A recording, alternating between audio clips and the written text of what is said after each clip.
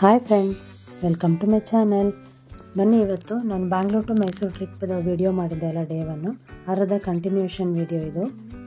ನಾನು ನೈಟು ರೂಮಲ್ಲಿ ಸ್ವಲ್ಪ ಹೊತ್ತು ರೆಸ್ಟ್ ಮಾಡಿದ್ವಿ. ಹಸ್ಬೆಂಡ್ಗೆ ಸ್ವಲ್ಪ ಕೆಲಸ ಇತ್ತು, ಅವ್ರು ಮುಗಿಸ್ಕೊಂಡು ಬಂದಮೇಲೆ ನೈಟ್ ಡಿನ್ನರ್ಗೆ ಅಂತ ಹೊರಗೆ ಬಂದ್ವಿ. ಅಲ್ಲಿ ಅಂಬಾರಿ ಅಂತ ಹೋಟೆಲ್ ಇದೆ ಅಲ್ಲ ಮೈಸೂರಲ್ಲಿ, ಅಲ್ಲಿ ಬಂದ್ವಿ ಡಿನ್ನರ್ಗೆ. ಲೈಟಾಗಿ ಆರ್ಡರ್ ಮಾಡ್ಕೊಂಡಿದ್ವಿ, ಸೋಪು ಮತ್ತು ಸ್ಟಾರ್ಟರ್ಸು, ಹಾಗೆ ನಾನ್ ಮತ್ತು ಪಾಲಕ್ ಪನ್ನೀರ್ನ ಆರ್ಡರ್ ಮಾಡ್ಕೊಂಡಿದ್ವಿ. ಸ್ಯಾಟರ್ಡೇ ಅಲ್ವಾ, ಹಾಗಾಗಿ ವೆಜ್ಜು. ಹಾಗೆ ಡಿನ್ನರ್ ಮುಗಿಸ್ಕೊಂಡು ರೂಮ್ಗೆ ಹೋಗೋಣ ಅಂತ ಹೊರಟ್ವಿ.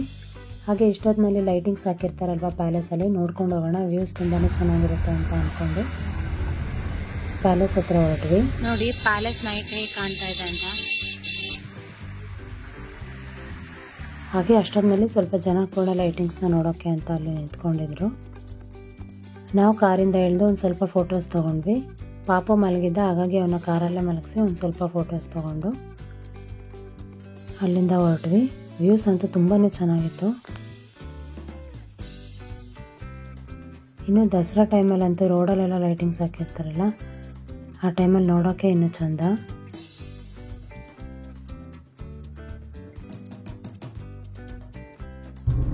Hi friends, good morning. ನಾವಿವಾಗ ಚಾಮುಂಡಿ ಬೆಟ್ಟಕ್ಕೆ ಹೋಗ್ತಾ ಇದ್ವಿ. ಆ್ಯಕ್ಚುಲಿ ಬೇಗನೆ ಹೋಗೋಣ ಅಂತ ಅಂದ್ಕೊಂಡ್ವಿ, ಎದ್ದೇಳೋಕ್ಕೆ ಆಗಿಲ್ಲ. ನೈಟ್ ಆ್ಯಕ್ಚುಲಿ ಬಂದಿದ್ದೆ ರೂಮಿಗೆ 12 o'clock ಆಯಿತು. ಹಾಗಾಗಿ ಬೆಳಗ್ಗೆ ಎಚ್ಚರ ಆಗಿಲ್ಲ. ಈ ಪಾಪುನ ಎದ್ದೇಳ್ತಾನೆ ಇರಲಿಲ್ಲ ಬೆಳಗ್ಗೆಯಿಂದನೂ. ನೋಡಿ ಹೇಳ್ತಾ ಇದ್ದಾರೆ. ಹಾಗಾಗಿ ಲೇಟಾಗಿ ಹೊರಟ್ವಿ.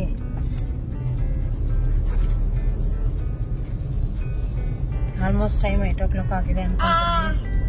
ಏನು ಹೇಳ್ತಾ ಇದ್ದಾರೆ ಅವರು. ಕ್ಯಾಟರ್ ಪಿಲ್ಲರ್ ಅಂತೂ ಬಿಡಂಗಿಲ್ಲ. ನೆನ್ನೆ ಚನ್ನಪಟ್ಟಣದಿಂದ ತಂದಾಗಿಂದ ಮಲಗುವಾಗಲೂ ಅದೇ, ಎಲ್ಲ ಟೈಮಲ್ಲೂ ಅದೇ ಬೇಕು. ನಾವು ರೂಮ್ ಮಾಡಿದ್ವಲ್ಲ, ಅಲ್ಲಿಂದ ಚಾಮುಂಡಿ ಬೆಟ್ಟ ಸ್ವಲ್ಪ ಡಿಸ್ಟೆನ್ಸ್ ಇತ್ತು ಅಷ್ಟೇ. ಅಂದರೆ ಒಂದು 1/2 ಅವರಲ್ಲೆಲ್ಲ ನಾವು ಟೆಂಪಲ್ಗೆ ಹೋಗ್ಬೋದಿತ್ತು. ಸೊ ಟೆಂಪಲ್ಗೆ ಹತ್ರ ಆಗಲಿ ಅಂದ್ಕೊಂಡೆ ನಾವು ಅಲ್ಲೇ ರೂಮ್ ಮಾಡಿದ್ವಿ. ವೆಹಿಕಲ್ಸ್ ಏನು ಅಷ್ಟೊಂದು ಇರಲಿಲ್ಲ. ನಾವು ಬೇಗ ದರ್ಶನ ಆಗುತ್ತೆ ಅಂತ ಅನ್ನೋ ಕಾರಣಕ್ಕೇ ಸ್ವಲ್ಪ ಬೇಗನೆ ಹೊರಟ್ವಿ. ನೋಡಿ, ಬೆಟ್ಟ ಆ್ಯಕ್ಚುಲಿ ಇಲ್ಲಿಂದ ಸ್ಟಾರ್ಟ್ ಆಗೋದು.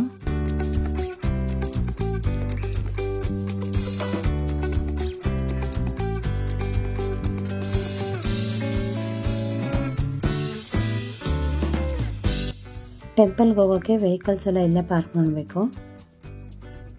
ನಾವಿವತ್ತು ಬೇಗ ಬಂದಿರೋದ್ರಿಂದ ನಮಗೆ ಬೇಸ್ಮೆಂಟಲ್ಲಿ ಪಾರ್ಕಿಂಗ್ ಸಿಕ್ಕಿದೆ.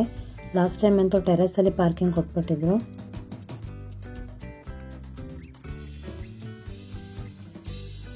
ನಾನು ಆ್ಯಕ್ಚುಲಿ ವೆಹಿಕಲ್ಸ್ ತುಂಬ ಕಡಿಮೆ ಇರುತ್ತೆ ಅಂದ್ಕೊಂಡೆ. ಇಲ್ಲಿ ಬಂದಾಗಲೇ ಗೊತ್ತಾಗಿದ್ದು ಆಲ್ರೆಡಿ ತುಂಬ ಜನ ಬಂದಿದ್ದಾರೆ ಅಂತ. ನೋಡಬೇಕು ದರ್ಶನದಲ್ಲಿ ಎಷ್ಟು ಜನ ಇದ್ದಾರೆ ಅಂತ.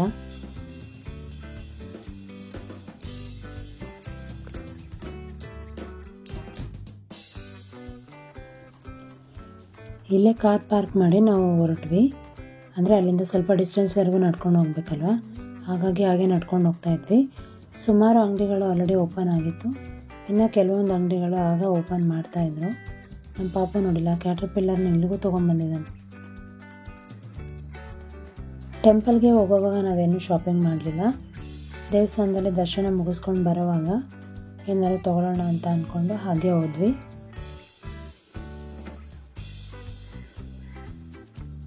ನೋಡಿ, ಇನ್ನೂ ತುಂಬ ಶಾಪ್ಗಳು ಓಪನ್ ಆಗಿಲ್ಲ. ಮೇ ಬಿ 9 o'clock ಮೇಲೆ ಅನಿಸುತ್ತೆ ಓಪನ್ ಆಗೋದು. ಟೆಂಪಲ್ ಹತ್ರ ಬಂದು ನೋಡಿದ್ರೆ ತುಂಬಾ ಜನ ಇದ್ದರು.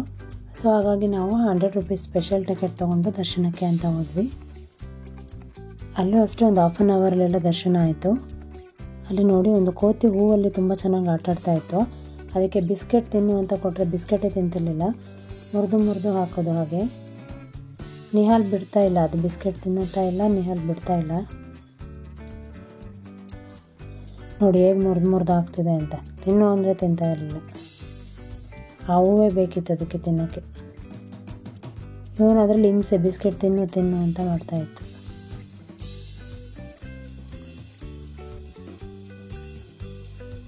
ನನಗೆ ನಿಹಾಲ್ನ ಬಿಡೋಕ್ಕೆ ಭಯ, ಎಲ್ಲದೇನಾದರೂ ಗೆಬ್ಬರು ಬಿಡುತ್ತೋ ಅಂತ. ಆದರೆ ಸ್ವಲ್ಪ ಹೊತ್ತು ಅವನು ಅದನ್ನೇ ನೋಡ್ಕೊಂಡು ಆಟಾಡ್ಕೊಂಡಿದ್ದ. ಅದೆಲ್ಲ ಹೋಗುತ್ತೆ ಅಲ್ಲೇ ಓಡೋಗೋದು ನಿಹಾಲ್ ಕೂಡ.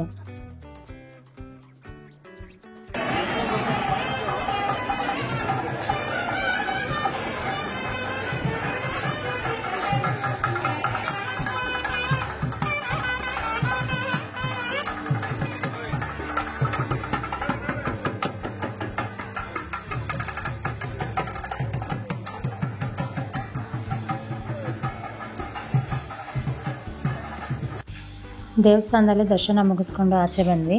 ಆಲ್ರೆಡಿ ನೋಡಿ ಅಲ್ಲಿ ಪಾಪು ಆಟ ಸಾಮಾನು ತೊಗೊಂಡು ಆಲ್ರೆಡಿ ಓಡಾಡ್ತಿದ್ದಾನೆ. ಕೇಳೋದಿಲ್ಲ ಏನಿಲ್ಲ, ಅವನಿಗೆ ಬೇಕಾದನ್ನ ತೊಗೊಂಡ್ಬಿಡೋದು. ಹಾಗೆ ನಾನು ನೋಡ್ಕೊತಾ ಅಲ್ಲಿ ಏನು ಬೇಕು ಏನು ಬೇಡ ಅಂತ ಹಾಗೆ ನೋಡ್ಕೊತಾ ಹೋಗ್ತಾಯಿದ್ವಿ.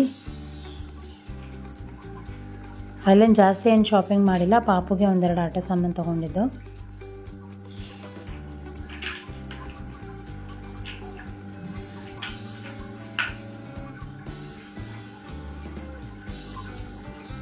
ನಾವು ರಿಟರ್ನ್ ಬರೋ ಅಷ್ಟೊತ್ತಿಗೆ ತುಂಬಾ ರಶ್ ಆಯಿತು ಅನ್ಬೋದು. ಹೋಗುವಾಗ ನಮಗೆ ಈ ಥರ ಹಿಂಸೆನೇ ಆಗಲಿಲ್ಲ, ಬರೋ ಅಷ್ಟೊತ್ತಿಗೆಲ್ಲ ತುಂಬಾ ಜನ ಆಗಿಬಿಟ್ಟಿದ್ರು. ನಾವು ಆ್ಯಕ್ಚುಲಿ ಬೇಗ ಹೋಗಿ ಒಳ್ಳೆ ಕೆಲಸ ಮಾಡಿದ್ವಿ ಅಂತ ಅನ್ನಿಸ್ತು. ಹಾಗೆ ನಾನಿಲ್ಲಿ ನೋಡ್ತಾ ಇದ್ದೀನಲ್ಲ, ಅದು ಫ್ರಿಜ್ಜಿಗೆ ಸ್ಟಿಕ್ ಮಾಡೋ ಅಂಥದ್ದು ಮ್ಯಾಗ್ನೆಟ್ದು. ಸುಮಾರು ವೆರೈಟೀಸ್ ಇತ್ತು. ಐ ಲವ್ ಮೈಸೂರು ಅಂತ, ಹಾಗೆ ಪ್ಯಾಲೇಸ್ದೆಲ್ಲ ಪಿಕ್ಚರ್ಸ್ ಎಲ್ಲ ಇತ್ತು, ಹಾಗೆ ಬುದ್ಧ ಎಲ್ಲ ಇತ್ತು. ನಾನು ಬುದ್ಧ ಚೆನ್ನಾಗಿರುತ್ತೆ ಅಂತ ಅಂದ್ಕೊಂಡು ಬುದ್ಧ ತೊಗೊಂಡೆ. ಅದು 1 ಪೀಸ್ 100 ರೂಪೀಸು. ಬುದ್ಧದಲ್ಲೂ 3 ಕಲರ್ ಇತ್ತು, black white, white with gold cap, white with black cap. ನಾನು ವೈಟ್ ವಿತ್ ಗೋಲ್ಡ್ ಕ್ಯಾಪ್ದು ಬುದ್ಧ ತೊಗೊಂಡೆ.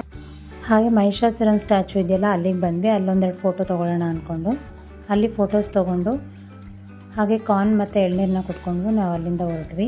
ನೋಡಿ ಬೆಟ್ಟ ಇಳಿತಾ ಇದ್ದೀವಿ. ಆ್ಯಕ್ಚುಲಿ ನಾವು 100 ರೂಪೀಸ್ ಕ್ಯೂನಲ್ಲಿ ಹೋದ್ವಿ, ಹಂಗಾಗಿ ಸ್ವಲ್ಪ ಬೇಗ ಆಯಿತು ಅನ್ಬೋದು. 30 ರೂಪೀಸ್ದು ಕೂಡ ಸ್ವಲ್ಪ ಜಾಸ್ತಿನೇ ರಶ್ ಇತ್ತು. ಇವತ್ತು ಸಂಡೇ ಅಲ್ವಾ, ಅದರಿಂದ ಬೇರೆ ಸಮ್ಮರ್ ಹಾಲಿಡೇಸ್ ಇರೋದ್ರಿಂದ ತುಂಬಾ ರಶ್ ಆಗಿದೆ.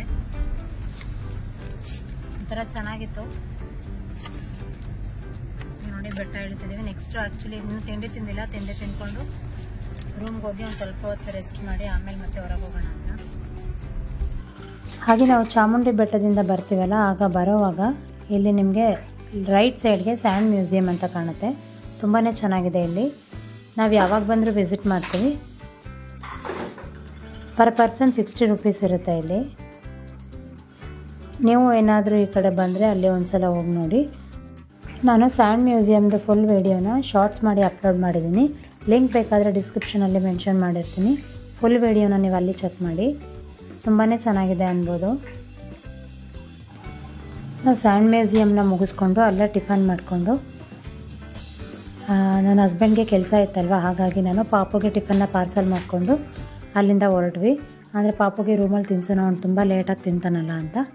ನಾನು ಪಾಪುಗೆ ಟಿಫನ್ ಮಾಡಿಸ್ತಿದ್ದೆ. ಅಷ್ಟೊತ್ತಿಗೆ ನಮ್ಮ ಯಜಮಾನ್ರು ಕೆಲಸ ಮುಗಿಸ್ಕೊಂಡು ಬರ್ತೀನಿ ಅಂತ ಹೋದರು. ಅವರು ಕೆಲಸ ಮುಗಿಸ್ಕೊಂಡು ಬರೋ ಅಷ್ಟೊತ್ತಿಗೆ ಮಧ್ಯಾಹ್ನನೇ ಆಗೋಯಿತು. ಹಾಗಾಗಿ ನಾವು ರೂಮ್ನ ಚೆಕ್ಔಟ್ ಮಾಡಿಕೊಂಡೇ ಹೊರಡೋಣ ಅಂದ್ಕೊಂಡು, ಅಲ್ಲಿ ಹನುಮಂತ ಪಲಾವ್ ತುಂಬಾ ಫೇಮಸ್ ಅಂತ ಹೇಳ್ತಾರೆ ಮೈಸೂರಲ್ಲಿ. ಹೇಗೂ ನಾವು ರೂಮ್ ಮಾಡಿದ್ವಲ್ಲ, ಅಲ್ಲಿ ನಮಗೆ ನಿಯರ್ ಆಗಿತ್ತು ಹನುಮಂತ ಪಲಾವು. ಅಂದರೆ ಒರಿಜಿನಲ್ ಬ್ರಾಂಚ್ಗೆ ಹೋಗೋಣ, ಅಲ್ಲೇ ತುಂಬ ಟೇಸ್ಟ್ ಚೆನ್ನಾಗಿರುತ್ತೆ ಅಂದ್ಕೊಂಡು ಅಲ್ಲಿಗೆ ಹೋಗೋಣ ಅಂತ ಪ್ಲ್ಯಾನ್ ಮಾಡಿ ಹೊರಟ್ವಿ. ಇದೇ ನೋಡಿ ಹನುಮಂತ ಪಲಾವ್ದು ಮೇನ್ ಬ್ರ್ಯಾಂಚು. ಅಲ್ಲಿ ತುಂಬಾ ಬ್ರಾಂಚಸ್ ಇದೆ ಅಂತೆ. ನಾನು ಫಸ್ಟ್ ಟೈಮ್ ಅಲ್ಲಿ ಹೋಗಿದ್ದು. ಬಟ್ ನಮ್ಮ ಅಣ್ಣ ಹೇಳಿದ್ದು ನನಗೆ ಮೇನ್ ಬ್ರಾಂಚ್ ಇದೆಯಲ್ಲ ಅಲ್ಲಿ ಹೋಗು, ಅಲ್ಲೇ ತುಂಬ ಚೆನ್ನಾಗಿರುತ್ತೆ ಅಂತ. ಹಾಗಾಗಿ ನಾವು ಇಲ್ಲಿಗೆ ಬಂದ್ವಿ. ಇಲ್ಲಿ ನೋಡಿದ್ರೆ ತುಂಬಾ ರಶ್ ಇತ್ತು. ಸಂಡೇ ಅಲ್ವಾ, ಅದಕ್ಕೂ ಏನೋ ಗೊತ್ತಿಲ್ಲ. ಪಾರ್ಸಲ್ಗೂ ತುಂಬ ಜನ ಇದ್ದರು. ಹಾಗೆ ಅಲ್ಲೇ ಕುತ್ಕೊಂಡು ಊಟ ಮಾಡ್ಕೊಂಡು ಹೋಗೋಕ್ಕೂ ಕೂಡ ಅಷ್ಟೇ ರಶ್ ಇತ್ತು ಅನ್ಬೋದು. ಬಟ್ ಬಜೆಟ್ ಫ್ರೆಂಡ್ಲಿ ಅನ್ಬೋದು. Cheap and best actually biryani. ಅವರು ಬಿರಿಯಾನಿ ಅನ್ನೋದಿಲ್ಲ, ಅದನ್ನು ಮಟನ್ ಪುಲಾವ್ ಅಂತಲೇ ಅಂತಾರೆ. ಅಂದರೆ ಮಟನ್ ಪುಲಾವ್, ಚಿಕನ್ ಪುಲಾವ್ ಆ ಥರ, ಹಾಗೆ ಬೇರೆ ಸುಕ್ಕ ಆ ಥರ ಎಲ್ಲ ಸುಮಾರು ವೆರೈಟೀಸ್ ಇತ್ತು. ನಾವು ಕೂಡ ಮಟನ್ ಪಲಾವ್ ಆಗಿ ಚಿಕನ್ ಪಲಾವ್ ತೊಗೊಂಡಿದ್ವಿ. ಅಂದರೆ full mutton pulao, half plate chicken pulao ತೊಗೊಂಡಿದ್ವಿ. ಟೇಸ್ಟ್ ತುಂಬಾ ಚೆನ್ನಾಗಿತ್ತು ಅನ್ಬೋದು. ಅಂದರೆ ಹೆವಿ ಮಸಾಲ ಇರೋದಿಲ್ಲ, ನೀವು ಚೆನ್ನಾಗಿ ತಿನ್ಬೋದು. ಬಟ್ ಕ್ವಾಂಟಿಟಿ ತುಂಬಾ ಕೊಡ್ತಾರೆ. ಆ್ಯಕ್ಚುಲಿ ಒಂದು ಫುಲ್ ತೊಗೊಂಡ್ರೆ ಸಾಕಾಗುತ್ತೆ, ಇಬ್ಬರು ತಿನ್ಬೋದು.